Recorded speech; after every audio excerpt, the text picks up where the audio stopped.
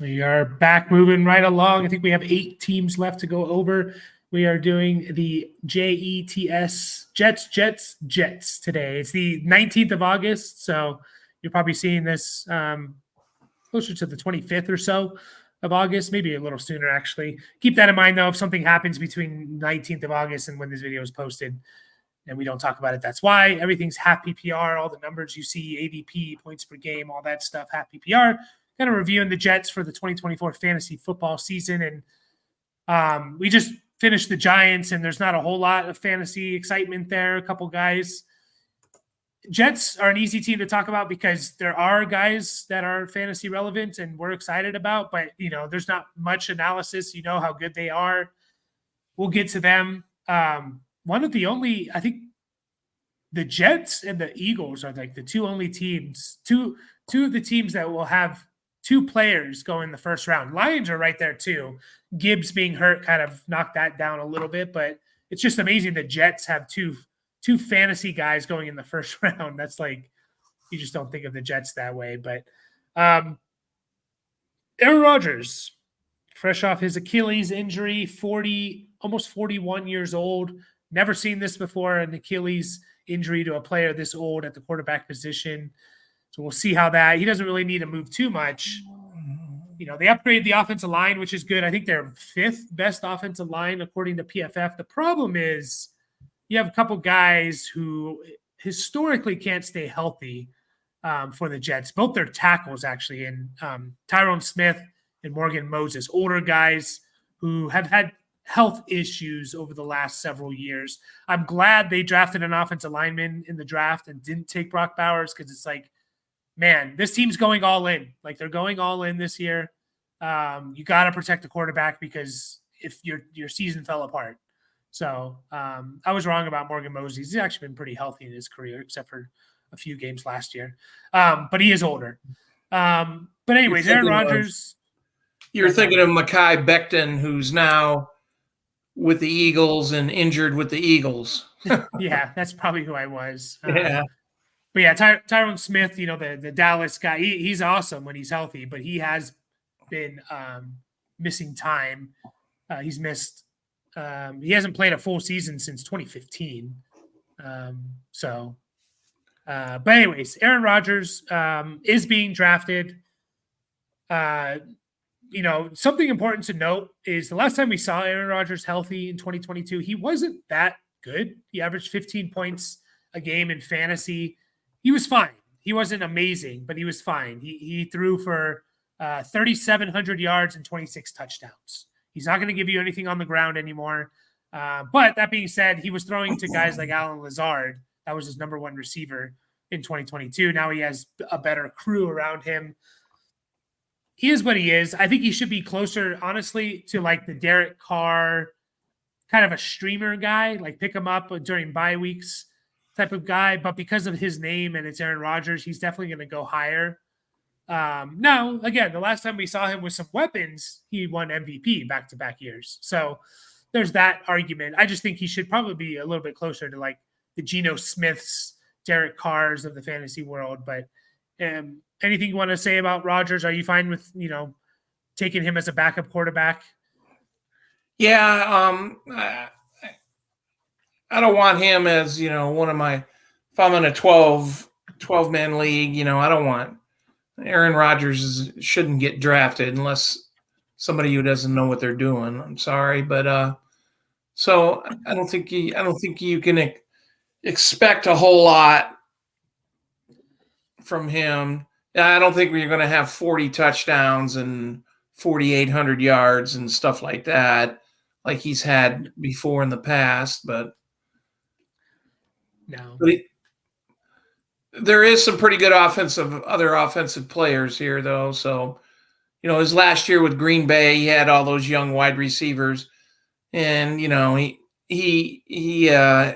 didn't do too well at that. He didn't want to be part of the solution instead of the problem. So he cried his way out of town, and we'll see what he can do now.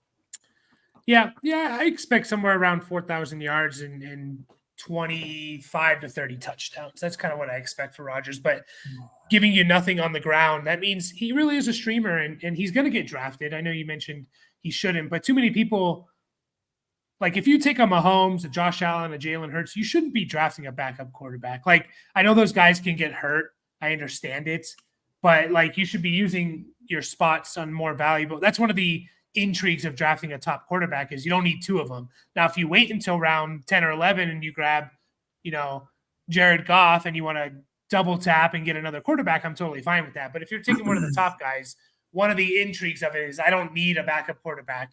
And I'll pick someone up if someone gets hurt. So that's what Aaron Rodgers should be, but he's going to get drafted, and nothing I can say can like talk people out of it. Not that I even want to. But he is good enough to support the fantasy relevant guys that we're talking about. Breece Hall in half PPR, 4th overall, round 1. He was, as a rookie, 7th in points per game, in the short stint he had, tore his ACL, came back. And usually you want to be worried about ACL tears. The dude that was top 6, he was 6th in points per game and averaged 15 points. A lot of that because he caught like a ridiculous amount of passes. He had 95 targets, 75 catches. So Breece Hall is awesome. I think he could be offensive player of the year type of player. I think they're going to lean on him a lot, and not put too much on the shoulders of a 41-year-old quarterback coming off an Achilles. So I think the offense is going to move. They're going to have more touchdown opportunities. Is he going to get 75 catches, 95 targets? Probably not, but he'll still get 60 catches easily. Like, he might be the second best pass catcher on this team behind Garrett Wilson. So I don't know if there's much else to say. Again, there's an elite 8 players. I keep talking about them. I want to get them in my draft. It's McCaffrey, Breece Hall, Bijan, and then it's the 5 wide receivers in Chase, Jefferson, Hill, Lamb, and St. Brown. In whatever order you want to take them, whatever. Breece Hall can go as high, honestly, as number 2 overall in a half PPR draft. So anything you want to add there? No, Breece Hall is a stud, and he should be drafted high. And Yeah, don't let him pass. Yeah, definitely not. Yeah, he's going to be awesome. Even coming, and we always say, like, first year off an ACL, be careful, blah, blah, blah. Dude had 1,600 total yards, 9 touchdowns, 75 catches. He's going to be even more efficient, coming a year removed off that ACL or 2 years removed. So, the backup was seemingly going to be Braylon Allen, the rookie out of Wisconsin, the big guy. That's after week 1 of the preseason and kind of off-season, training camp talks.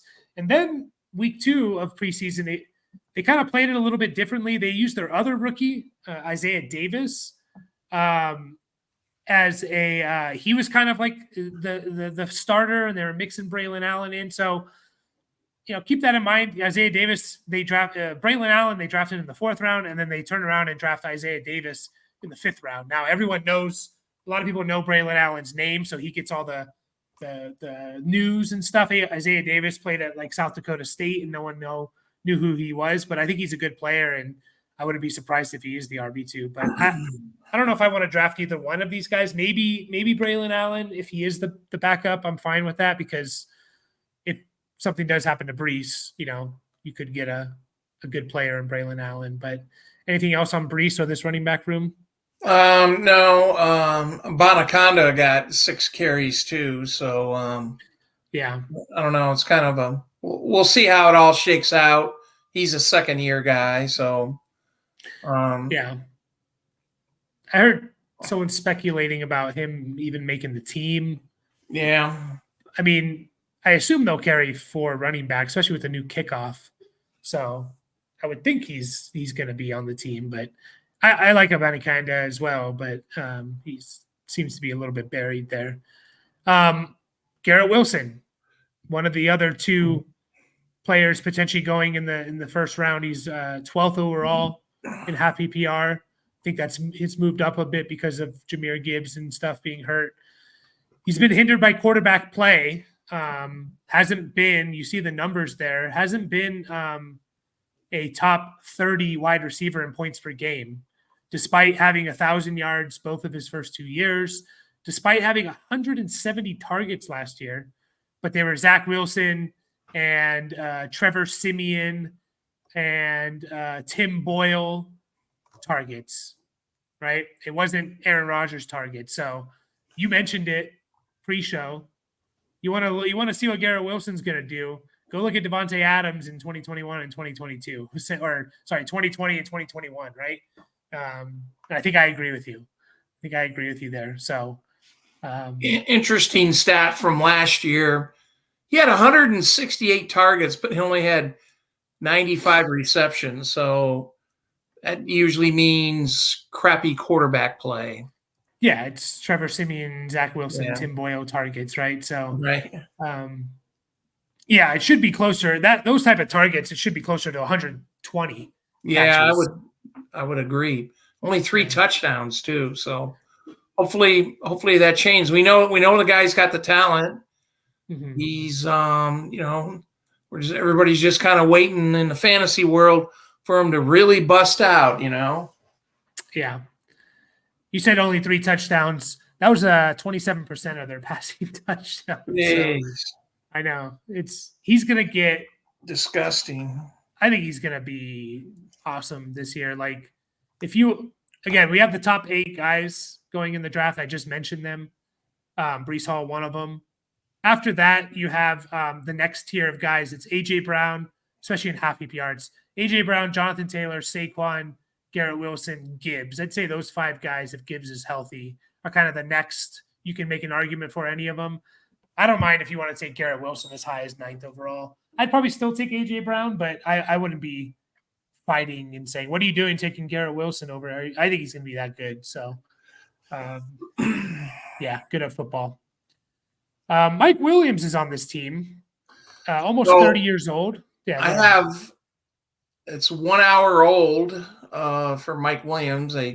Saying that, I guess he's saying, and coaches confirmed it there, he's should be ready for week 1, and there's nothing holding him back. It's just kind of the mental game right now. So that was an hour ago. Okay. Yeah, he tore his ACL last year.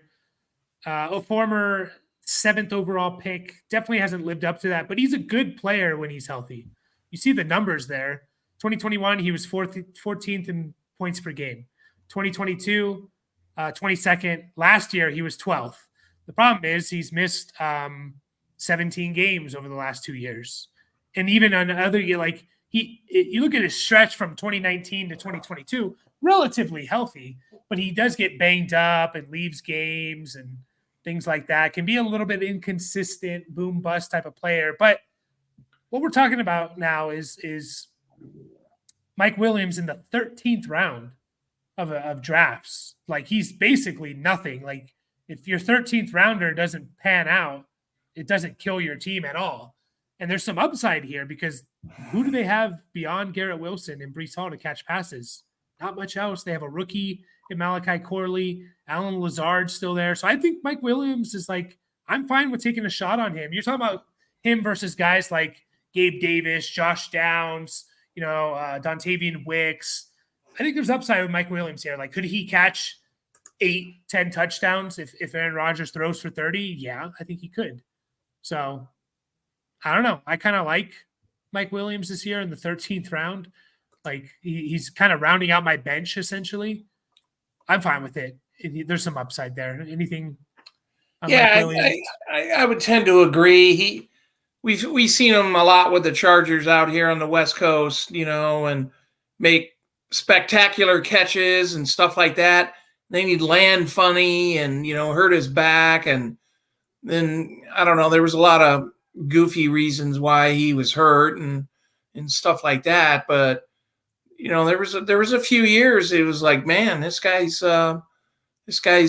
good, and I think he's going to get ignored a little bit in the fantasy community, and or people are going to be hesitant, to take him and stuff like that. I agree with you. What was it, the 13th round you said? Yeah, which is, again, you play You play in 16-round drafts, and you still play with kickers and defense. 15 and 16 are for a kicker and defense. So he's your second to last bench guy. Jeez. Yeah, I would take him. Yeah. Here's the thing with Mike Williams. When you have to rely on him as you're drafting him as a starter on your team, you're disappointed when he doesn't perform. Last year, he was going in the 6th round. This year, he's going in the 13th. I don't care if he doesn't produce. I cut him and I move on. And it means nothing. So, yeah, this is a guy I'm definitely targeting. Like the value here, it's fallen off drastically. And again, just like, who do the Jets have outside of Garrett Wilson and Breece Hall to catch passes? Someone has to. Could be the next guy here, Tyler Conlin. He's being drafted barely, tight end 19, round 16. Tyler Conlin, funny stat, he's had exactly 87 targets 3 straight years.